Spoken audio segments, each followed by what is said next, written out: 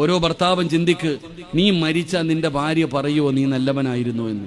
ലോകത്ത് ആര് നല്ലവനാന്ന് പറഞ്ഞാലും ഓള് നിന്നെക്കുറിച്ച് പറയൂല.